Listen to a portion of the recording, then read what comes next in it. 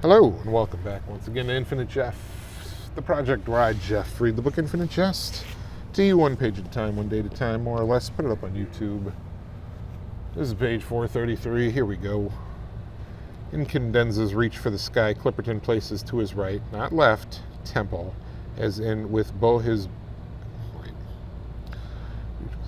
This is right, not left temple, as in with his good right stick hand, and closes his eyes and scrunches up his face and blows his legitimated brains out for real and all time.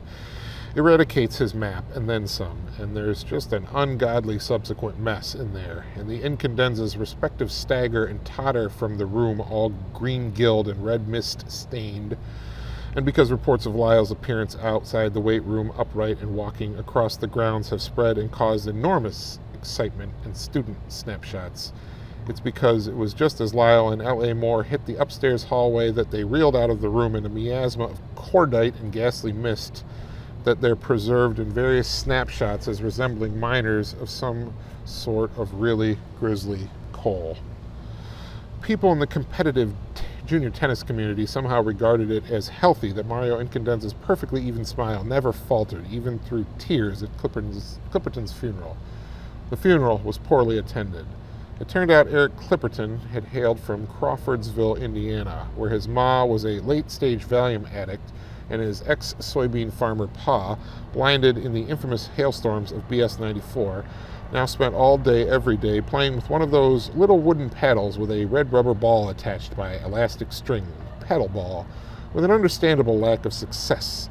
And the tranquilized and sightless Clippertons had had no clue about where Eric had even disappeared off to most weekends, and had bought his explanation that all the tall trophies came from an after-school job as a freelance tennis trophy designer.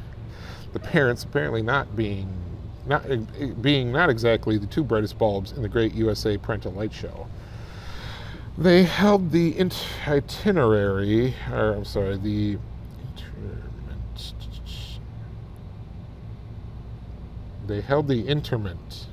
under a threat of rain in Petersburg, Indiana, where there's a budget cemetery, and himself skipped Indianapolis and took Mario to the first of his life's two funerals so far.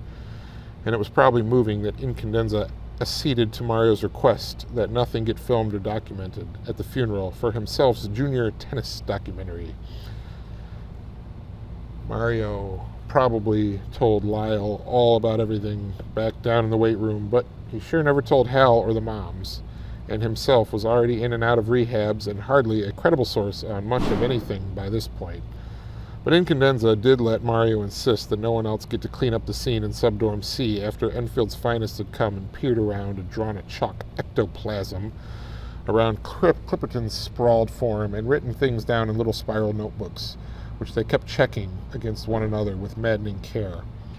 And then EMTs had zipped Clipperton up in a huge rubber bag and taken him down and out on a wheeled stretcher with retractable legs they had to retract on all the stairs. Lyle was long gone by this time. It took the Brady Kinetic Mario all night and 2 bottles of Ajax Plus to clean the room with his tiny contractured arms and square feet. The 18 girls in the rooms on either side could hear him falling around in there and picking himself up. Okay, that's page number 433. It's got 5 more to go for tonight.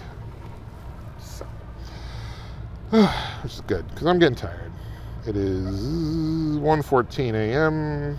I guess it's Wednesday, April 28th.